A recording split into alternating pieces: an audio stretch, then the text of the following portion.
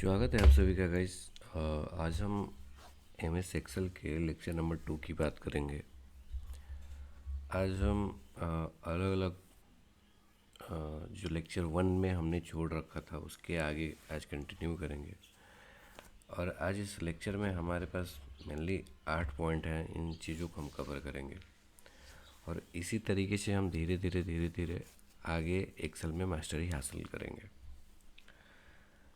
आज हम main insert function, formula, filter कैसे अप्लाई करेंगे, नॉर्मल फ़िल्टर, एडवांस फ़िल्टर के बारे में हम आगे सीखेंगे।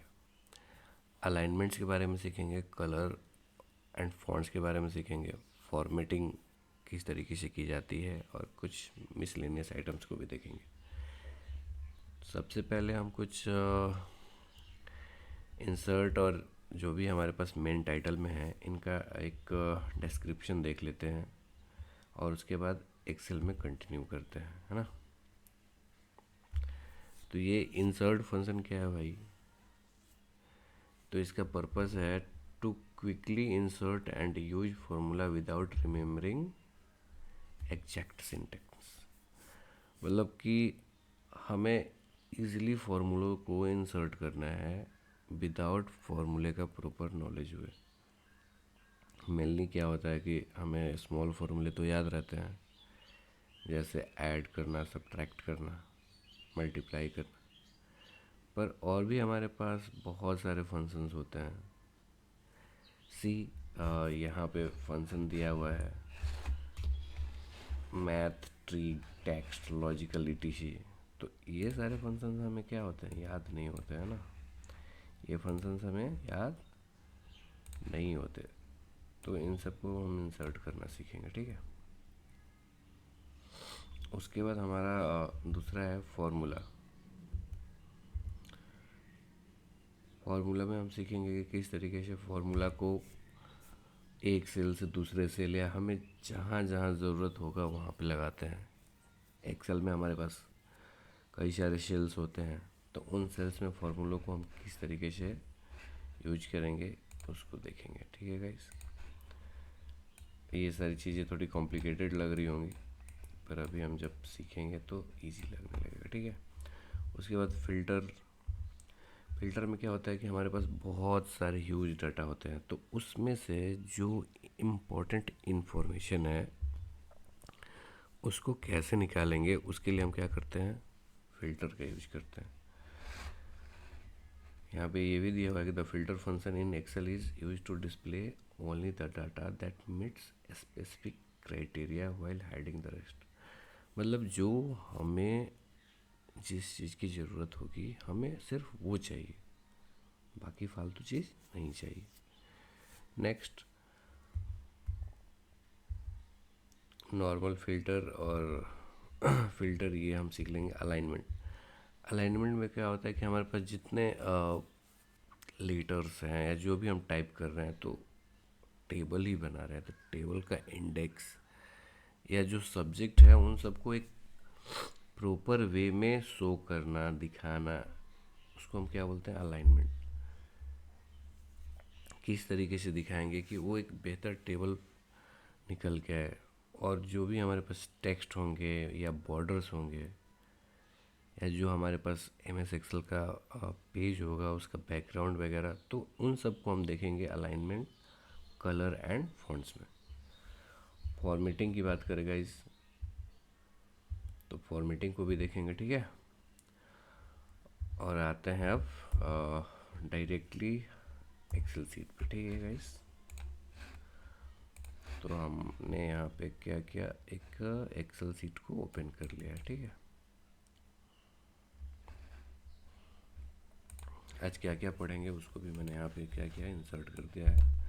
अब सबसे पहले चीज़, हम चाहें तो इसको जूम भी कर सकते हैं, तो इसके लिए हम क्या करेंगे भाई, इसके लिए हम सिर्फ कंट्रोल बटन और माउस से होता है ना स्क्रॉल, माउस का स्क्रॉल अप डाउन करेंगे तो ये बड़ा और छोटा होते चले जाएगा। तो यहाँ पे दिमाग में रखेंगे कंट्रोल प्लस स्क्रॉल, इससे क्या होता है, जूम होता है ना, जूम इन एंड आउट।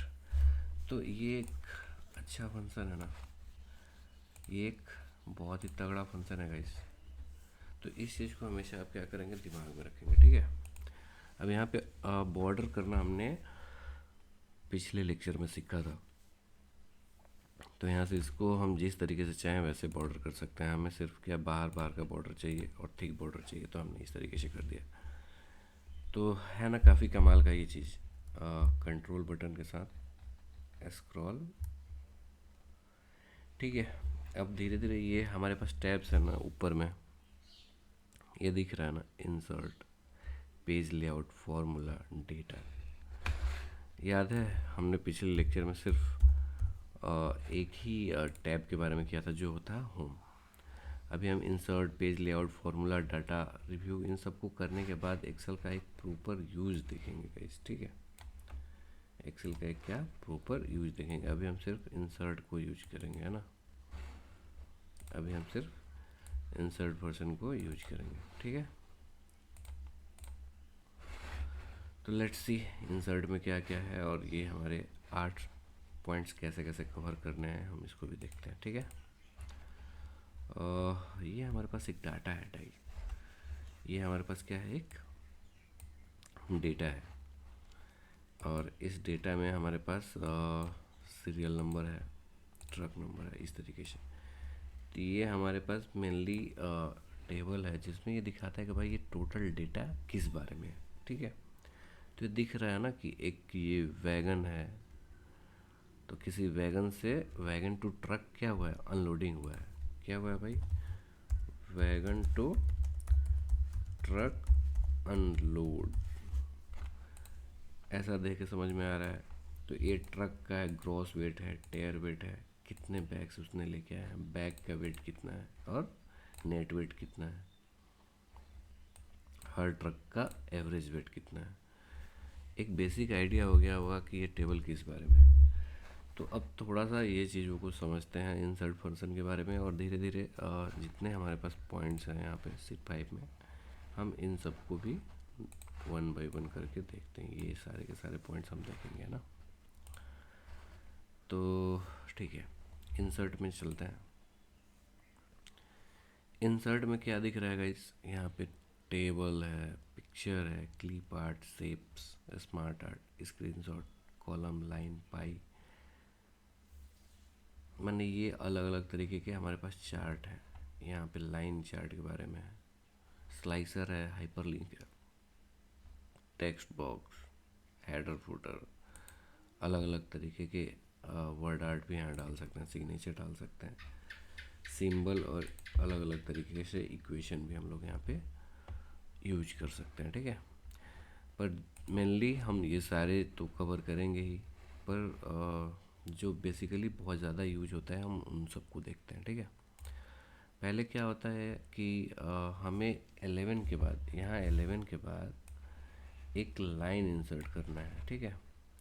11 के बाद एक क्या करना है गाइस, एक लाइन इंसर्ट करना है। तो कैसे होगा, तो हम यहाँ पे क्लिक करेंगे। देखिए यहाँ पे मैंने 15 पे क्लिक किया, है ना, 15 पे क्लिक किया, और उसके बाद कंट्रोल और प्लस दबाएंगे। जैसे ही दबाएंगे तो हमारे पास एक नया ये ब्लैंक रो इंसर्ट हो जाता है, ठीक है। और फिर वैसे ही 15 पे करके और कंट्रोल और माइनस करेंगे तो यहाँ से ये रो गायब हो जाएगा, ठीक है। तो जब भी हम काम कर रहे होंगे, अगर वहाँ पे रो इंसर्ट करना होगा तो हम इजीली कंट्रोल प्लस और कंट्रोल माइनस से कर सकते हैं।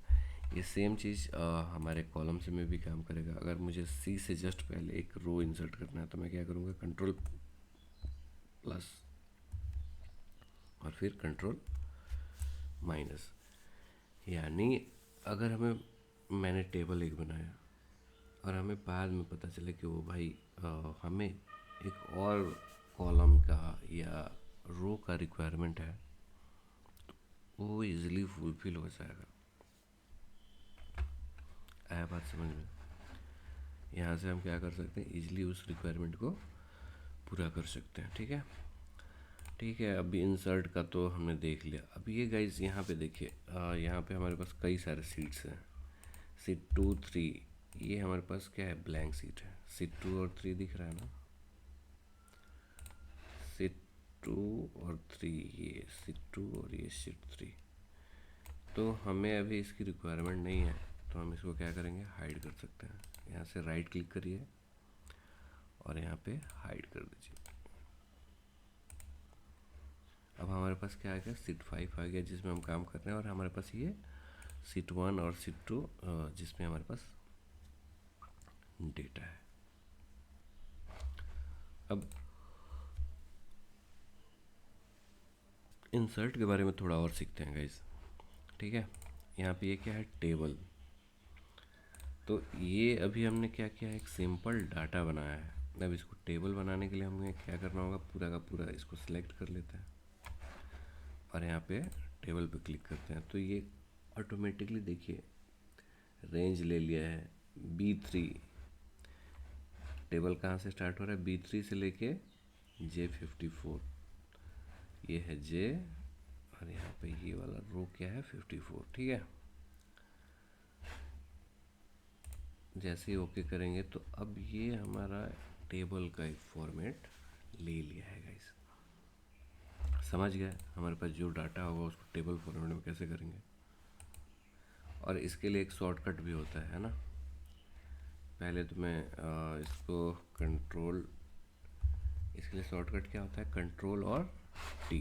ये टेबल के पास देखिए जैसे लेके जाते हैं क्या लिख रहा है, control T, create a table and manage and analyse related data.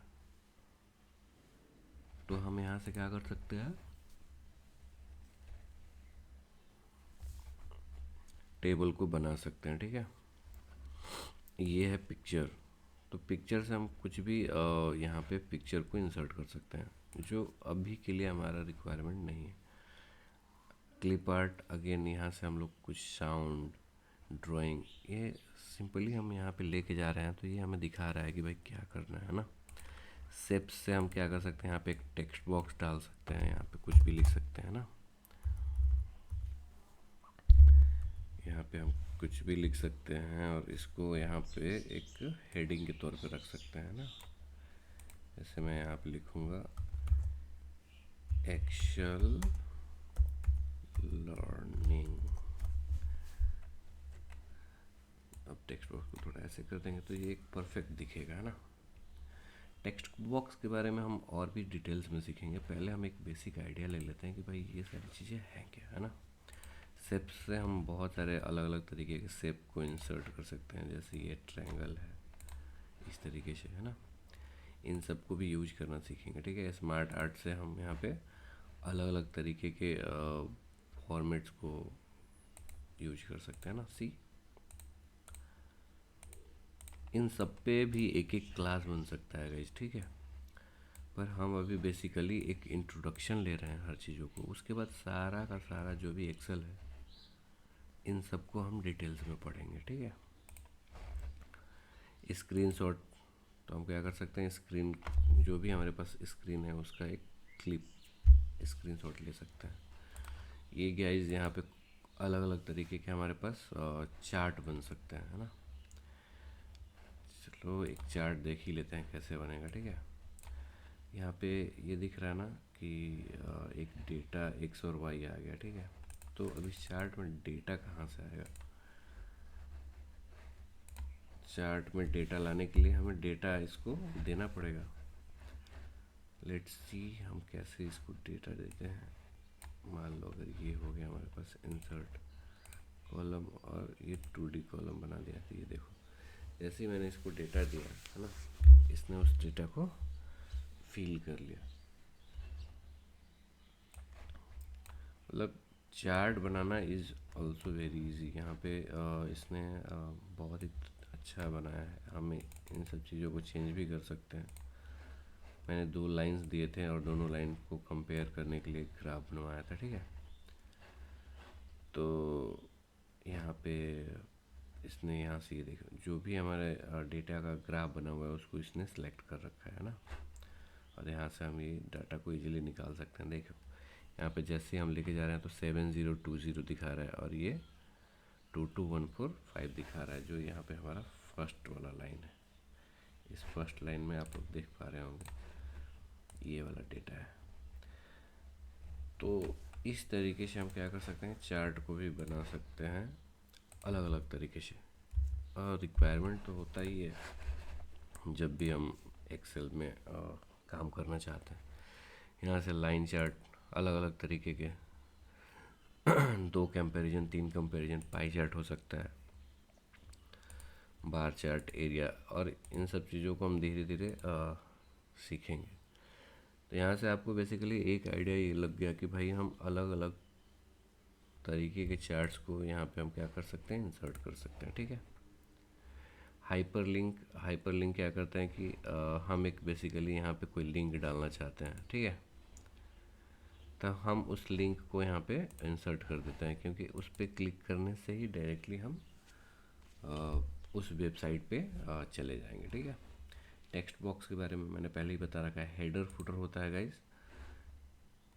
Header मतलब डॉक्यूमेंट के जस्ट पूरी साइड में जो जगह बचता है उसके लिए हमें कुछ लिखना हो वहाँ पे तो हेडर में लिखते हैं, और फुटर में डॉक्यूमेंट के जो भी आपका पेज है उसका जस्ट नीचे में अगर कुछ लिखना होता है तो उसके लिए हम हेडर और फुटर यूज करते हैं। फिलहाल हम इसको बंद करते हैं। ठीक है गाइस, तो ये हो गया हमारा header and footer.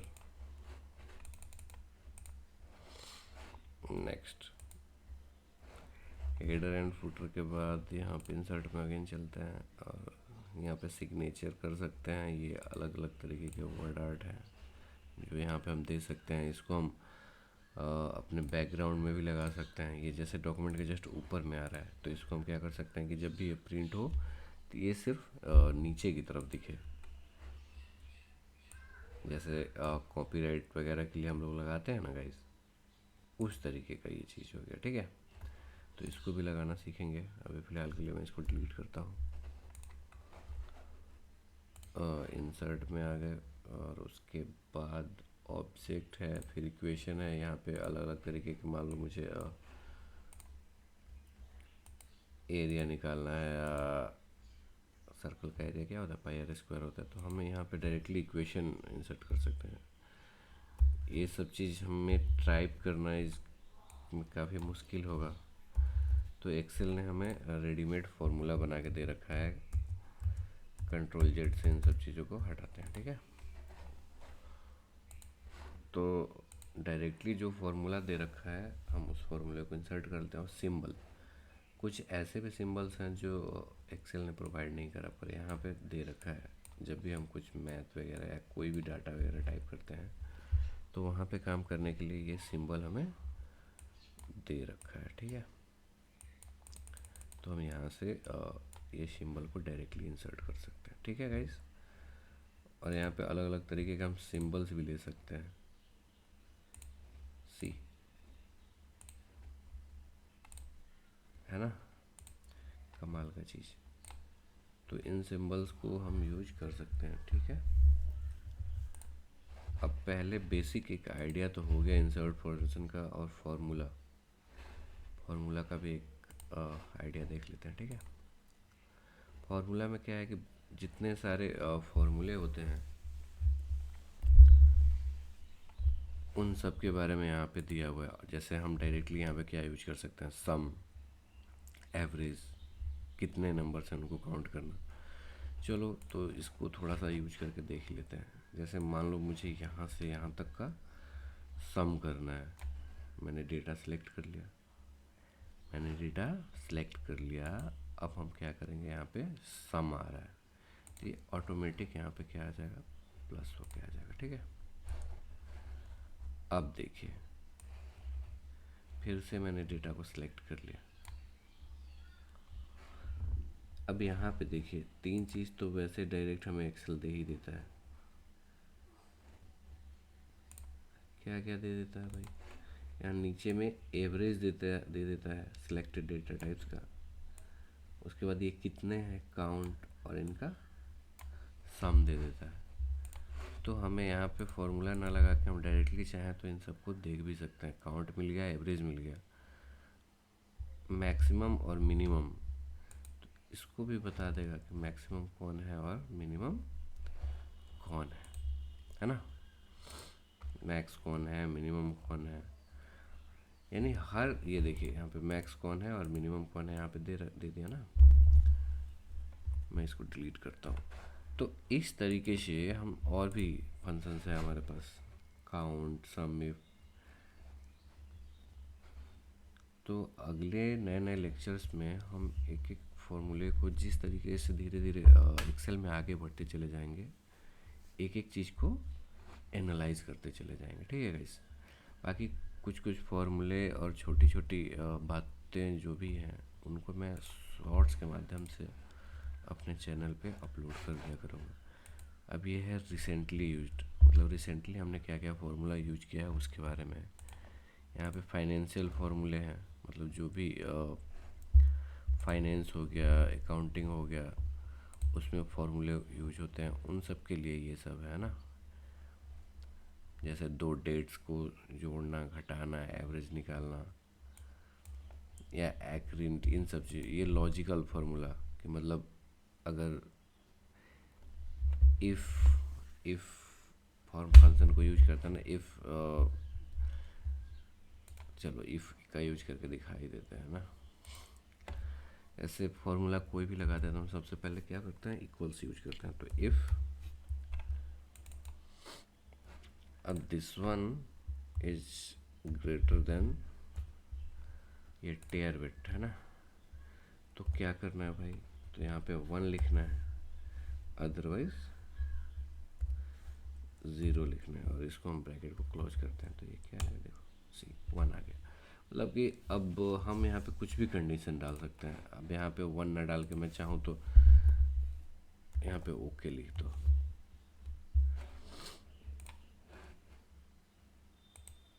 If this one greater than this one, तो यहाँ पे क्या करो, ओके लिखो, अदरवाइज क्या लिखो, 0 लिखो। देखो यहाँ पे इसने क्या लिखा, ओके लिख दिया। तो इस तरीके से हम, मैंने इफ़ वाले जो भी चीज़ हैं इन सब चीज़ों को यूज करते हैं। मतलब डायरेक्टली पूरे कॉलम में कितने बड़े हैं या छोटा है या कहाँ पे एरर है, इन सब चीज़ों को हम चेंज कर सकते हैं, है ना। ठीक है भाई, तो इस तरीके से अलग अलग फॉर्मूले हैं, हम इन सब चीज़ों को एक एक करके देखेंगे। फ़िलहाल हम एक बेसिक आइडिया ले लेते हैं और इस लेक्चर में आगे बढ़ते हैं, ठीक है। नहीं तो ये लेक्चर काफ़ी लंबा हो जाएगा और हमें एक बेसिक अप्लाई फ़िल्टर और फ़िल्टर का यूज़ देखते हैं। तो ये देखिएगा, यहाँ पे ऑलरेडी जैसे ही आप टेबल बनाएंगे एक फ़िल्टर तो खुद से लग ही जाता है, ठीक है। पर अदरवाइज़ आप फ़िल्टर यहाँ से यूज कर सकते हैं। ये यहाँ पे देखिए फिल, सॉर्ट एंड फिल्टर दिख रहा है ना, यहाँ से भी आप क्या कर सकते हैं, फ़िल्टर को अप्लाई कर सकते हैं और रिमूव कर सकते हैं। फ़िल्टर अप्लाई हो गया, ठीक है। अब मान लीजिए यहाँ पे मैं फ़िल्टर अप्लाई कर रहा हूँ कि मुझे वैगन नंबर 19600 में कितने ट्रक्स हैं उनको देखना है। फ़िल्टर मैंने बताया था कि ये स्पेसिफिक डेटा को सर्च करता है और बाकी डाटा को हाइड कर देता है। सी, तो वैगन नंबर 19600 में सिर्फ एक ही ट्रक है जिसका क्रॉस वेट, टायर वेट, हर चीज़ दे रखा है, ठीक है गाइस। कोई दूसरा वैगन ले लेते हैं, सी, तो यहाँ पे इस वैगन में हमारे पास 2 ट्रक है। तो इस तरीके से हम डेटा को क्या कर सकते हैं, यहाँ पे फिल्टर कर सकते हैं, ठीक है गाइस। अब मान लीजिए हम चाहते हैं कि ये बैग का कॉलम है, ये बैग का कॉलम है, ये कॉलम जी में बैग है, ठीक है। अब मैं चाहता हूँ कि कितने सारे ऐसे ट्रक्स हैं जो 330 बैग्स लेके आए। मैं यहाँ पे क्या करूँगा, 330 में फ़िल्टर लगाऊंगा। तो हमें पता चला कि हमारे पास ऐसे 3 ट्रक हैं जो 330 बैग्स को लेके आए हैं, है ना गाइस। तो हम किसी भी क्राइटेरिया में फ़िल्टर लगा के और उसको एनालाइज कर सकते हैं, उसको चेक कर सकते हैं, ठीक है। ये हमारा फ़िल्टर का यूज भी हो गया। अलाइनमेंट के बारे में चलते हैं, अलाइनमेंट और कलर टेक्स्ट। सबसे पहले यहाँ पे फ़िल्टर को मैं रिमूव करता हूँ। अलाइनमेंट ये होता है गाइज, ये हमारे पास तीन चीज़ें दिख रही होंगी, है ना। ये हमारे पास तीन चीज़ें दिख रही हैं मेनली, ये इस पे भी फोकस करेंगे, है ना। यही हमारा अलाइनमेंट होता है। तो अब इसको समझते हैं, ठीक है। अब देखिए ये सारा का सारा डाटा क्या है, राइट साइड अलाइन है, राइट साइड अलाइन है ना।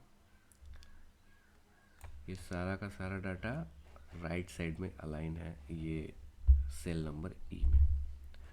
तो हम यहाँ से अलाइनमेंट क्या करना चाहते हैं कि भाई इसको दिखने में अच्छा लगे, तो मैं इसको सेंटर में करना चाहता हूँ। तो मैं इसको यहाँ पे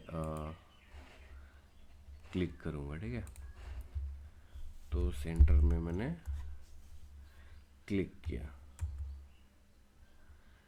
सेंटर में आओ, इसको सिलेक्ट करते हैं और क्लिक करते हैं। तो ये सारा का सारा डाटा क्या हो गया, सेंटर में अलाइन हो गया ना। मैं लेफ़्ट साइड में अगर करना चाहता हूँ तो इसको इस तरीके से करेंगे, सी किस तरीके से ये आगे पीछे हो रहा है ना।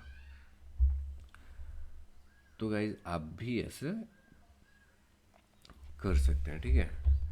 अब यहाँ पे टेक्स्ट का रोटेशन कर सकते हैं। मान लो ये टेक्स्ट मुझे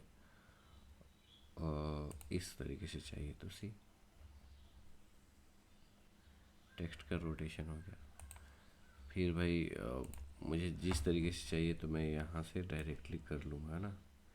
ये टेक्स्ट को मैं रोटेट करूँगा और यहाँ से ये क्या होगा, हमें दिखाएगा। यहाँ पे टेक्स्ट को मैंने क्या किया, यहाँ से पहले यहाँ पे था तो नीचे की तरफ हो गया था, अब मैं यहाँ से इसको सीधा कर दिया, है ना।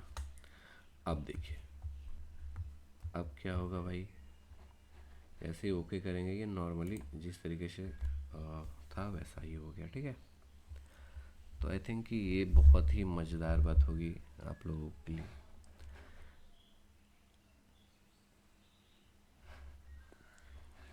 तो गाइज अगर आपको ये सारी चीज़ें अच्छी लग रही होंगी तो प्लीज़ सपोर्ट करिए, subscribe to my channel, so that मैं और भी एक्सेल से रिलेटेड वीडियोस को अपलोड करता रहूँ, ठीक है। ये एक मोटिवेशन हमें प्रोवाइड करता है गाइस कि हाँ जो हम कर रहे हैं वो थोड़ा अच्छा कर रहे हैं। फिर से आते हैं टॉपिक पे। तो यहाँ पे चलते हैं। तो ये सी यहाँ पे क्या है, बोल्ड दिख रहा है ना, बोल्ड। तो इस बोल्ड से हम क्या कर सकते हैं कि ये सी टेक्स्ट को हाईलाइट कर सकते हैं, यहाँ से हल्का टिल्ट कर सकते हैं, इटालिक यू से अंडरलाइन कर सकते हैं, दिख रहा है।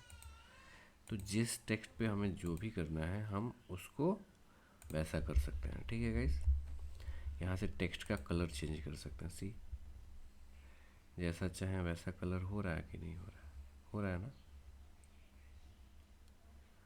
ना मज़ेदार बात। यहाँ पे कलर को हम चेंज कर सकते हैं, ठीक है। अगर और भी स्पेसिफिक कलर की रिक्वायरमेंट है तो हमें कस्टम कलर चेंज करना पड़ेगा। तो इस तरीके से हमने क्या किया, कलर को भी चेंज कर लिया। तो अलाइनमेंट देख लिया, कलर देख लिया, फॉर्मेटिंग भी देख लिया, ठीक है। अब मिसलेनियस चीज़ देखते हैं। एक्चुअली इस लेक्चर में तो काफ़ी सारी बातें हो ही चुकी हैं ना। थोड़ा फार्मूला वगैरह लगाना सीख लेते हैं और उसके बाद इस लेक्चर को एंड करते हैं। आगे आने वाले लेक्चर्स में हम और भी कई सारी बातें सीखेंगे, ठीक है गाइस। ठीक है, अब यहाँ पे आप गाइस देख रहे हैं कि एवरेज मैंने निकाल रखा है। तो एवरेज के लिए हमारे पास क्या होता है, फार्मूला होता है। जैसे कुछ भी फार्मूला लगाना है तो इक्वल टू क्या करूँगा, इक्वल्स। एक्सेल में कोई भी फार्मूला इक्वल से ही स्टार्ट होगा, ये सीधा का सीधा ये मैथ समझ लेता है, ठीक है। यहाँ पे इक्वल्स एवरेज